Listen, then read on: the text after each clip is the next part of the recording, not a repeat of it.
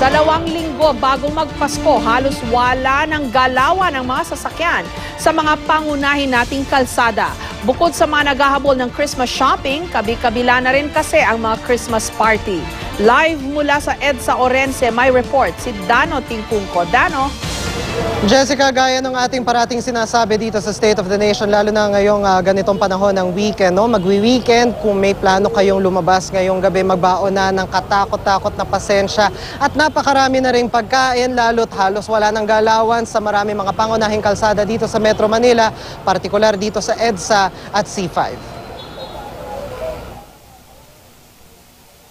Kasunod ng paglubog ng araw kanina ang pagdagsa ng daan-daang sasakyan sa kahabaan ng EDSA Orense. Ganyan din ang sitwasyon kahapon na umabot pa hanggang bago maghating gabi. Sa EDSA Mega Mall naman, pasado 3:00 pa lang ng hapon, halos wala na ring galawan ng mga sasakyan. Pati sa C5 Green Meadows at sa EDSA Ayala.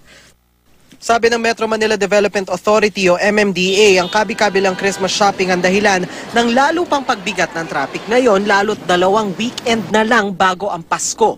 Mas dumarami na kasi ang mga nagmamadaling mamili ng mga kailangan sa Pasko, lalo na mga regalo. Ang ilan sa mga mall, lalo na ang nasa kahabaan ng EDSA, mas late na nagsasara para raw makatulong sa problema sa traffic. 12 midnight or 11, grabe, super traffic pa rin along EDSA. Pagod na pagod din dahil walang tigil yung traffic. Dagdag pa raw sa mga nagpapalala ng traffic ang pagbubukas 24/7 sa ilang kalsada para sa mga truck upang maibsan ang port congestion at iba pang major road infrastructure projects. We will be deploying 400 traffic officers starting at 4 o'clock hanggang 12 ng gabi. Pero Jessica, hindi lang dito sa Metro Manila halos walang galawan ng mga sasakyan, kundi pati na rin sa SLEX kung saan tayo nanggaling kanina, halos wala ring galawan, partikular doon sa mga main exits. Kaya naman ang pamunuan ng Skyway, para maibsan ang mabigat na daloy ng trapiko, ay maglalagay na rin daw sila ng exact toll booth simula sa susunod na linggo. Hindi rin nalalayo ang sitwasyon sa maraming bahagi ng SLEX o South Luzon Expressway. Sa Osmeña Highway pa lang, Nichols, Bikutan, tila walang malusutan sa maraming bahagi ng SLEX. Kabi-kabila ang traffic. Wala nang alisan, damay-damay na sa konsumisyon sa daan. Traffic po grabe. Wala magagawa Ano tingin nyo rito? Sobrang nga traffic sir Paano tayo makauwi nito umaga? Gaano katagal kayo rito? Ang tansya ko rito mga 2 oras siguro bago ko makarating sa Ortigas. Ang sitwasyong ito, asahan na raw na lalo pang lalala habang papalapit ang Pasko. Umaabot daw ito hanggang 220 hanggang 240,000 na sasakyan kada araw. Higit na mataas kesa sa 180,000 kung ordinaryong araw. Ngayon, today is like the prime time for Christmas parties, for Christmas shopping. So nagsasabay-sabay talaga yan. In some locations, like for example, if you look at Bikutan, medyo malapit sa isang mall. So, syempre nagkakaroon ng build-up. Yung pagpasok lang sa plaza, wala namang problema paglabas mo dun sa main road, dun minsan nag-aabot-abot yung mga kotse natin. Isa sa mga solusyon ng Skyway ang paglalagay ng exact toll booth. Simula Lunes, kung dadaan ka sa SLEX at may eksaktong pambayad ka naman, may tig-isang eksaktong toll booth na ilalagay sa Kalamba at Nichols Toll Plaza. Bukod dito, maglalagay din ng off-site payment center sa 4 na gasolinahan sa SLEX kung saan pwede nang bayaran in advance ng mga motorista ang kanilang toll. O nga, mas maigi yan sir, mas maigi po. Mas maigi pa. Para kung exact na kung eksaktong bayad mo, tuloy-tuloy ang di na mabala dito. Makakatulong. Pero ngayon, nasa exact toll ka, pero wala rin See, di ba?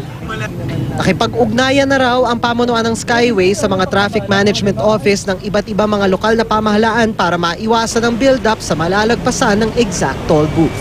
Pag nakakita ng isang patroller na medyo mabilis ang pasok ng sasakyan sa isang direksyon, mas binibigyan niya ng oras para umandar tong lane na to at magtuloy-tuloy. At Jessica, mula sa ating pinanggalingan 2 hours ago sa SLEX Bikutan hanggang dito sa ating pwesto sa EDSA Orense sa Makati, hanggang sa mga oras na ito ay halos walang galawan ang mga sasakyan, lalo na dito sa ating live na kuha ngayon sa northbound area. At kung kayo magagawi sa EDSA ngayon, no, ay asahan na po yung ganyang sitwasyon mula Magallanes hanggang Main Avenue bago magkubaw, base ito sa pinakahuling monitoring natin sa MMDA. Jessica. Dano, yung kayang C5, kung yung mga gustong umiwas ng EDSA, kamusta kaya ang C5? Jessica, sa ating monitoring, halos ganun din ang sitwasyon sa C5. May mga areas na lumuluwag ng konti, bahagya lang, pero generally, particular doon sa Kalayaan area, ganun din po ang sitwasyon. Kaya para doon sa ating mga motorista, katulad natin, no, na nanggaling din, na actually lumusot tayo sa sinubukan natin lumusot sa C5 kanina para lang makarating dito sa EDSA Orense galing Bikutan. Inabot din tayo ng humigit 1.5 oras bago tayo nakarating dito. Kaya para doon sa mga magagawi doon sa area na yon, magbaon pa rin po ng pasensya, Jessica. Okay, so kanina sabi mo yung inyong binahe 2 hours, that's from Bikutan lang hanggang Makati, Dano, 2 hours na.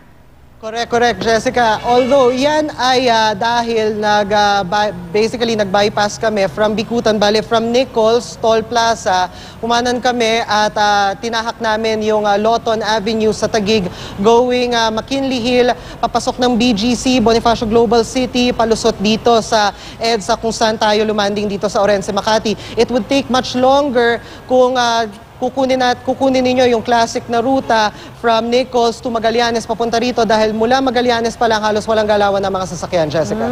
So sa lagay na yan, inabot ka na ng 2 oras kung saan-saan pa kayo lumusot. Mukhang mabigat talaga ang traffic. Friday, 2 weeks before Christmas. And Dano, by the hour ba nakikita mo bang umiibsa naman yung traffic?